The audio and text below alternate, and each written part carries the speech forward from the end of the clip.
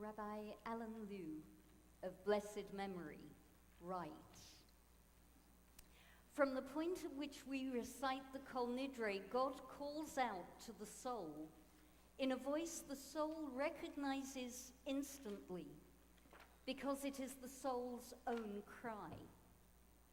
You may have come to this service for other reasons. Nevertheless, here you are, sitting in your body, and suddenly your soul hears this music and it gives a jump, and it startles you. Your soul is hearing its name called out." In his book, Care of the Soul, Thomas More, who was a Catholic monk for 12 years before qualifying as a psychologist and musicologist, describes a dream one of his clients had. She dreamed that her esophagus was made of plastic, and it wasn't long enough to reach her stomach. And Moore interprets this dream as being about herself and as having a profound spiritual message. He says, just as the mind digests ideas and produces intelligence, the soul feeds on life and digests it, creating wisdom and character out of the fodder of experience. If the link between life experience and deep imagination is inadequate, then we are left with a division between life and soul. If our spirituality is like a plastic esophagus, then we are starving ourselves, not fasting in a spiritual sense, but starving ourselves. Culturally, we have a plastic esophagus, suited perhaps to fast food and fast living, but not conducive to soul, which thrives only when life is taken in a long, slow process of digestion and absorption. This evening, I want us to focus on what we understand and what our tradition has to teach us about the care and upkeep of our soul. It's a good day to be thinking about this. We don't have to go home for dinner. We've got nowhere in particular, actually, to be. The normal rhythms of the day, which we normally work out, let's be honest, by meals, are not there to bother us. And it might also be that the slight disorientation and lack of focus that comes with fasting can also bring us to a place where the commonplace will recede and the numinous will become a little bit more apparent. I wonder, in fact, if this is precisely the spiritual rationale for our fasting. In her book, Extraordinary Knowing, Dr. Elizabeth Lloyd Mayer explores the reality of what we dismiss as mere intuition, a state of mind which doesn't analyze, which doesn't intellectualize, but instead opens itself to what's there. Today is the day for us to access that level of our minds. So dip down for a moment into that level of yourself. Try to silence the chattering voices and the white noise in your mind, and please consider this question. How will I take care of my soul this coming year? How will I take care of my soul this coming year? Some of us might already have come up with an answer to that question, something that intuitively leapt into our grasp. Others of us most likely are still wondering, since we're not very practiced, us modern people, in doing this kind of work. So let me offer something. Let me offer an approach that is rooted within our tradition to see if we can deepen, each of us, our response to that question, how will I take care of my soul this year? Most of you might already know 3 words for soul in Hebrew: nefesh, ruach, there it is, neshama. But in fact, there are another 2 that we don't hear about so often: chaya and yechidah. And these 5 aspects, although some teachers see them as a progression or a set of sequential levels, a set of soul exams, if you want, that you have to pass, so that you go from the nefesh to the ruach and so on and so on. In fact, they're more like a circle. They're interrelated. They're constantly interchanging their energy with each other, and therefore a change in any one of those 5 will create a change in the whole organism. If you work on your nefesh, you affect the other 4, and so on. And I'd like to speak a little, I promise a little, it's late, about each of them. The nefesh, first, is our life force. It fuels our body and our consciousness. That's why, according to the Torah, the nefesh lives in our bloodstream. It often gets a bad rap for being too animalistic. And one of the purposes of today, as you know, what is Yom Kippur for? V'initem et nafshotechem. You should torture your nefesh, or tame your nefesh, since it's a bit like a goldfish, as the Torah sees it. It has a huge appetite for what's good. So in the same way as if you have a goldfish and you go on vacation, you don't tip a whole load of food into the tank and then go away, because the goldfish will eat all of the food at once and then it will explode. So too with the nefesh, all right? Great life, insatiable appetite. And your nefesh will not stop consuming unless you get into a conversation with it. But the nefesh is also the most immediately accessible vessel for receiving the divine. And it's worth working on the nefesh level.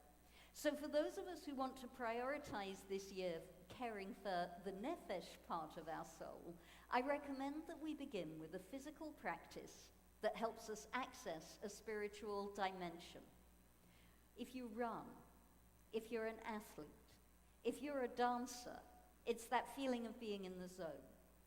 And for others, the quieter types, it might be the quiet space that comes when we cook or embroider or do the gardening. It might be in the way that we choose to eat. It might be in what we choose to consume or not consume. All of these are doorways to the nefesh. All of these are ways to take care of your soul. Is this you? Is this year going to be your year to work on caring for your nefesh? The second aspect of your soul is called ruach.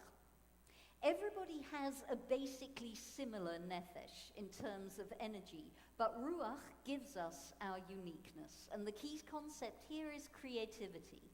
So if you're a poet, if you're a musician, again, if you're a dancer, in terms of how you interpret the music, all of those are doorways to building a deeper relationship with your ruach. And if you don't trust your own creativity, another way to access the ruach dimension is to develop a sense of wonder at the creativity of others and a sense of wonder at the creativity of God. So a ruach practice might be a commitment to regularly visit what is beautiful to you: the beach, an art gallery, a concert, with the intention, the clear intention of deeply exploring and contacting its spiritual aspect. And so we come to the third aspect of the soul, which is called the neshama.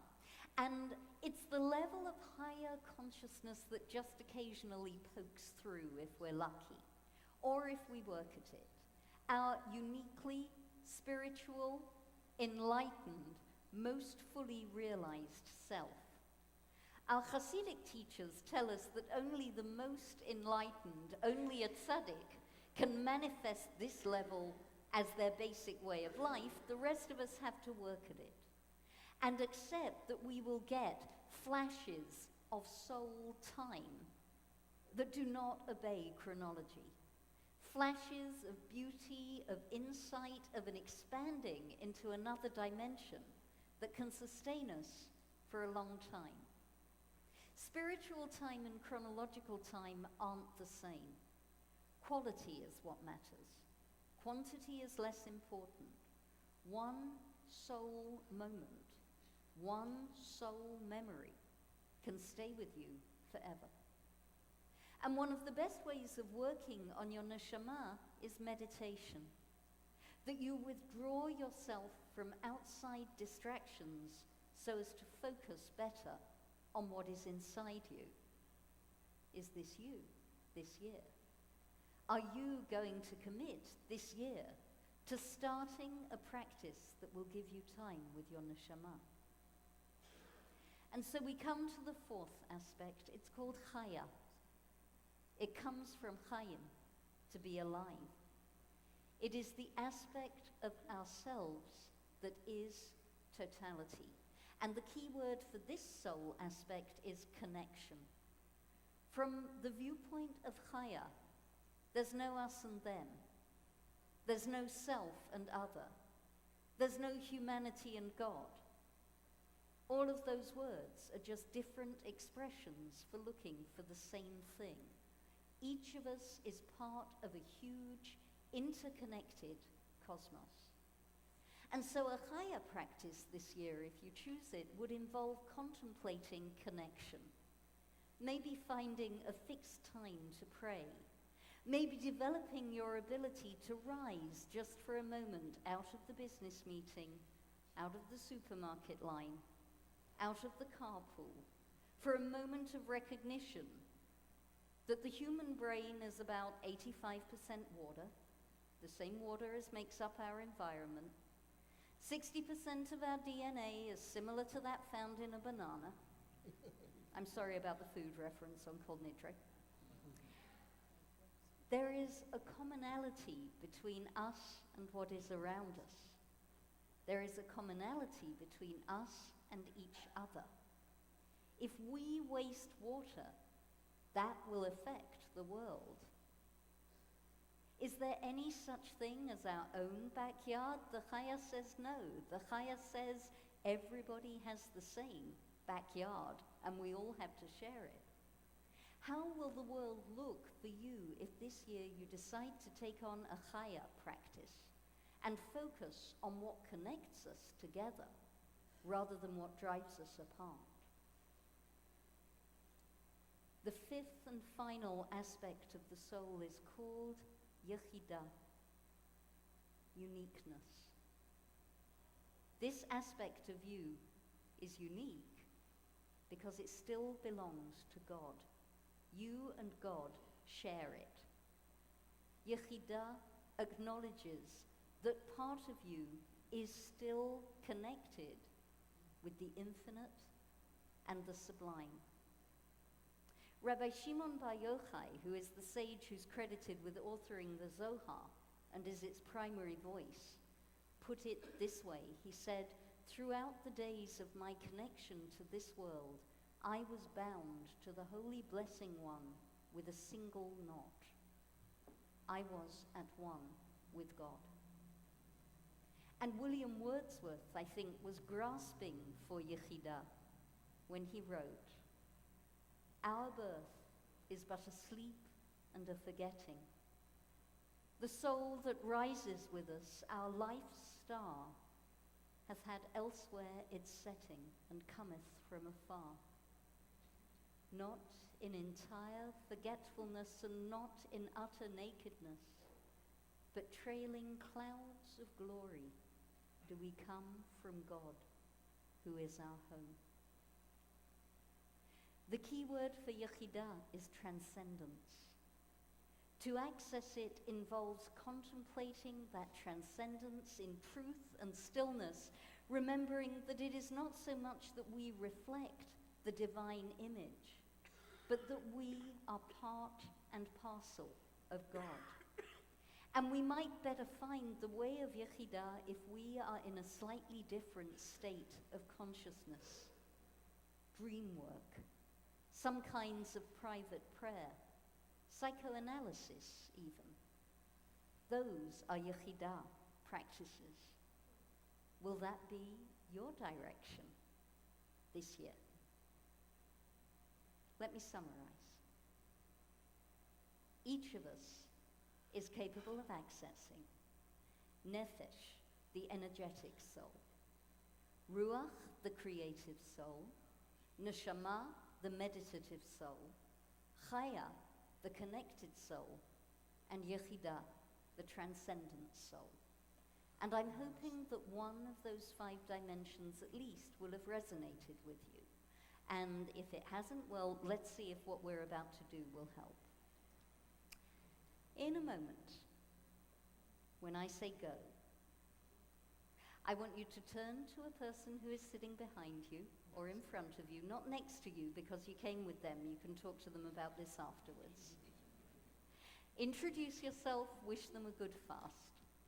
And then I want them to help you and you to help them to identify one thing you're going to do this year to take care of your soul. I want you to be specific. What are you going to do to look after your soul? It can be any of those 5 levels, just one thing. I want to suggest that you articulate a single achievable goal. 3 hours of meditation a day if you're a partner in a law firm is not going to work. Something that is within your reach, something that you can do, and help your partner to do the same thing. Go.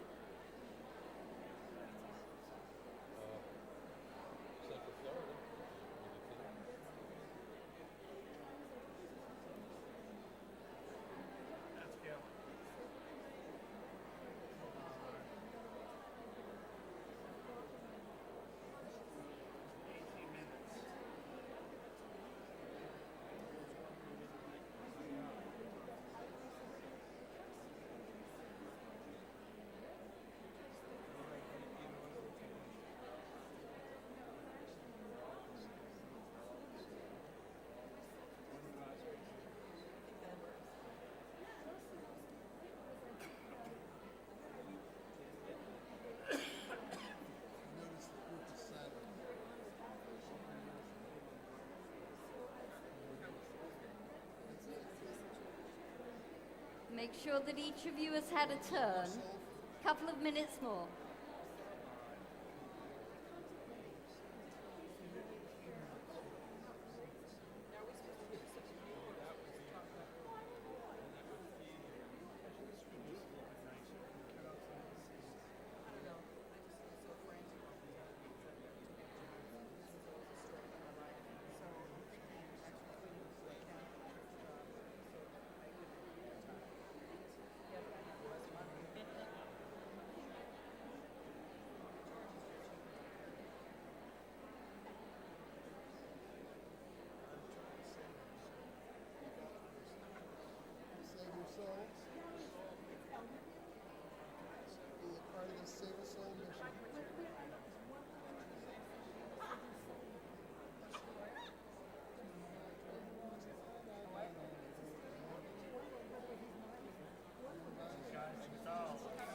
About another 30 seconds, and then I'm going to have to bring us back together.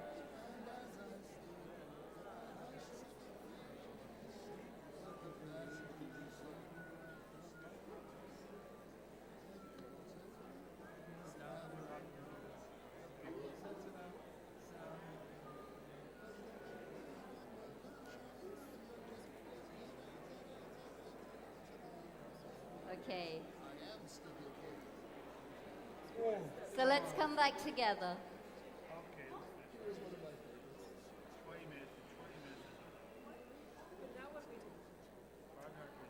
Thank you. Thank you, thank you. You should know it kills me to interrupt you. Yeah? For me, these kind of conversations,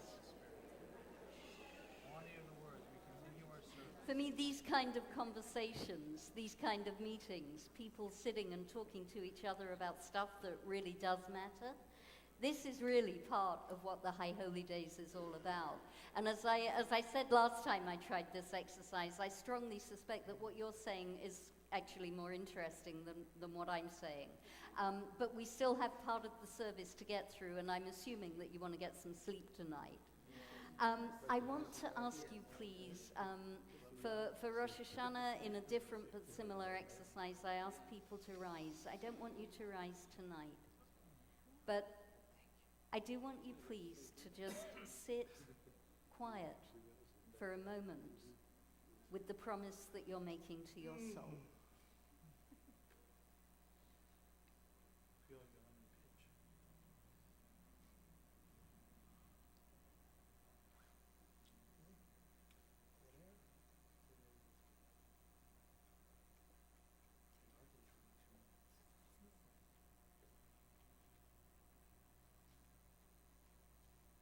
Thank you.